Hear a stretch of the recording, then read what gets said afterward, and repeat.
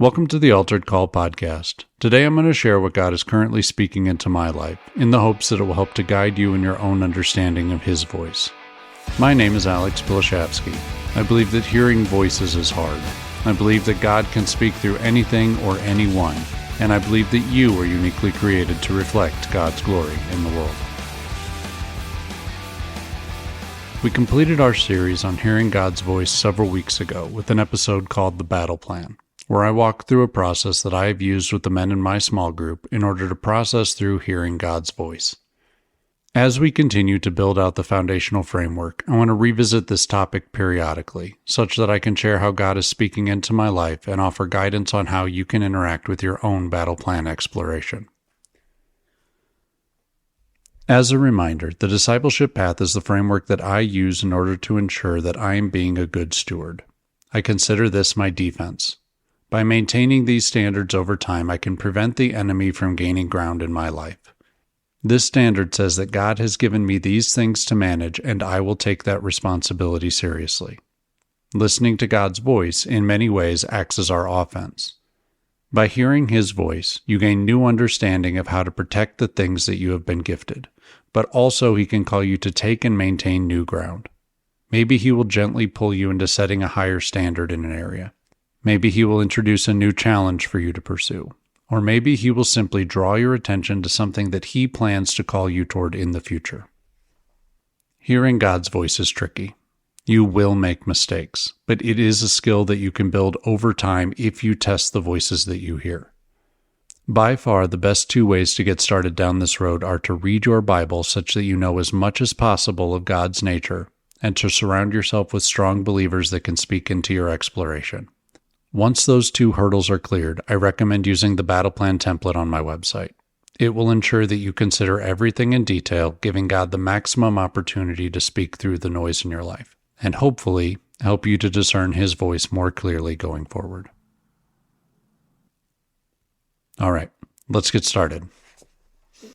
In the Mind episode, I talked about auditing your thoughts and removing any thoughts that aren't fruitful. About a year ago, I was doing exactly that when I ran across a thought that didn't make sense.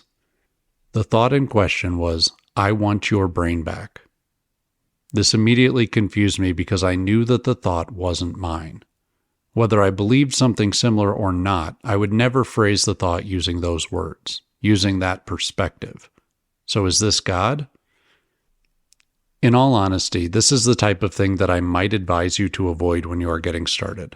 But I've been pursuing God's voice for a long time, and somehow this felt like Him. This is only the second time that I have heard a thought in my head that, from my perspective, didn't belong there. The first being my initial call of build men. I heard that over and over again for weeks, until I finally submitted to the idea and slowly changed the focus of my life accordingly. Unlike the relentless onslaught that was my initial call, I heard this thought only once.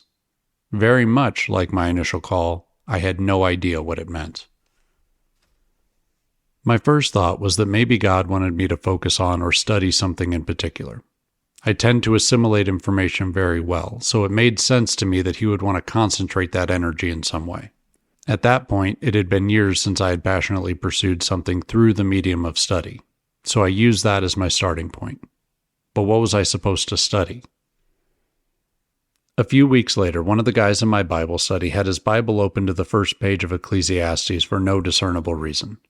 Maybe that was it. Maybe that was my clue on what to study. So I devoted a weekend to exclusively reading and thinking about Ecclesiastes in detail. While that weekend was fun, and has become the spiritual precursor to our ongoing belief series, I could tell that this wasn't what was being asked. It felt more like an acknowledgement of effort. A gentle, nice try from God than anything conclusive. So I started the process over. The thought was about getting my brain back. That must mean that I had it at some point. When was my brain most potent? I've had the thought for years that I was much smarter as a high schooler. What was different then? The answer? I didn't have a phone. Screen time has always been a major problem in my life. But it wasn't until college that I had a screen with me at all times. Before that, I was forced to be bored, for my mind to find ways to entertain itself. Ever since I crossed that line, the internet or mobile games have attempted to fill the void. But this wasn't the answer either, because at many points in the past I was able to successfully pull myself away from screens without feeling like I regained anything in the process. This is because some other vice in my life would always rise to the occasion to fill the void. But I keep talking about a void. What void? Initially, these distractions served to help me to avoid my thoughts. But it has been many years since I've regained control over the content of my mind. So what am I distracting myself from now? I mean, I say that I've regained control over my mind, but I'm still a little nervous that without some level of distraction, things could devolve to what they once were. There's no reason to believe that that is the case, but I've never fully tested it. In moments when I've had healthy relationships with screens, I've always given into anxiety or unhealthy relationships with food. Anxiety is no longer a factor in my life, but my diet has been unstable since high school. If I'm going to make any meaningful impact in this endeavor, I will need to cut out junk food as well. So that was the plan. No screens and no junk food. I lasted a little over a week before my body gave out. It turns out that simply removing junk food isn't a solution. I know now that what remained of my diet wasn't sufficient to support my levels of activity. But at that time, I was clueless. Several weeks after this failure, I took the advice of one of my friends and consulted a dietitian to help me figure out how to feed myself. I spent about 4 months learning how to feed my body appropriately.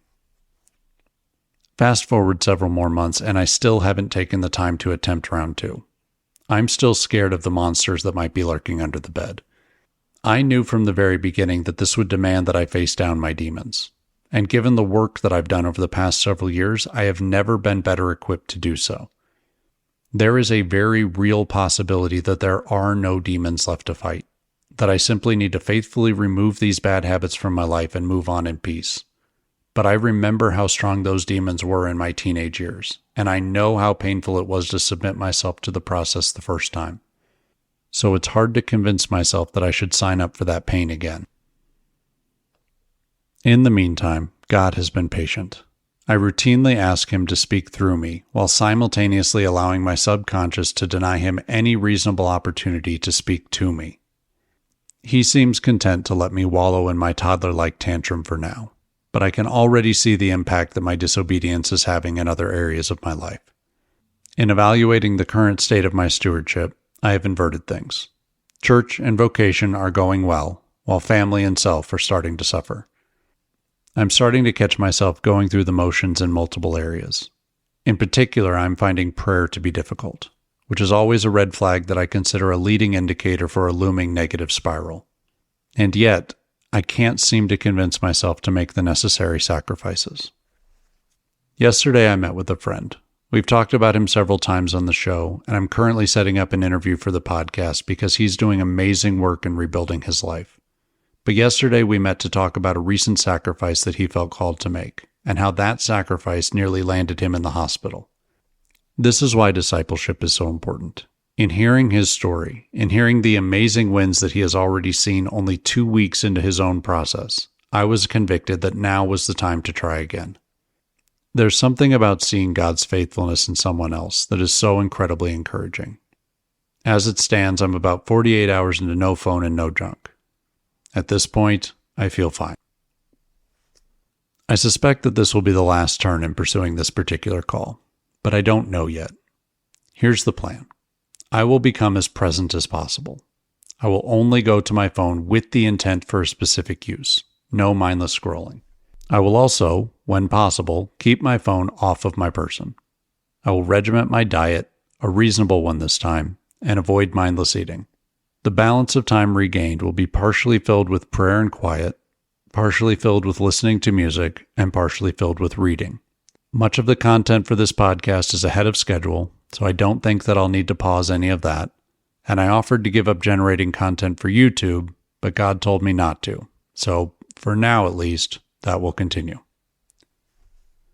As far as potential outcomes, I'm not sure. This feels more like being drawn into a new reality than something with clearly discernible boundaries. I suspect that if I can overcome these temptations, that I will earn a fairly significant degree of freedom over my life, which should facilitate a higher capacity for whatever my future holds. If I fail, things will continue as normal, with a slow decay until something breaks. I don't know exactly when this episode will air, or if I will still be in the midst of this call at that time, but I would accept your prayers either way. There's something specific that I have been pursuing for a couple of months now, and this feels like an obstacle to that. Maybe that thing is on the other side of this obedience. Maybe it's not. Maybe I'm completely crazy and all of this is in my head. That's the fun part about radical faith. Certainty is nowhere to be found. Either way, my prayer is that I only suffer to the extent that is necessary, and that grace meets me on the other side. Hopefully I'll have an encouraging update on the YouTube side of things. I would be very curious to know if you guys like this episode. If so, we can do more along these lines in the future. Additionally, if you are struggling to understand your own message from God, please reach out. This is something that I am very, very good at facilitating, and I would love to help in any way that I can. Thank you so much for listening to this episode of the Altered Call podcast. Before you go, I want to make you aware of our new YouTube page. There I will post a weekly update where I discuss the most recent episodes of the podcast in more detail and tease information that is coming in future episodes. Feel free to like and subscribe here, there, and everywhere if you find value exploring these ideas. You can reach me by email using alex@alteredcall.com, or you can visit the website for additional information.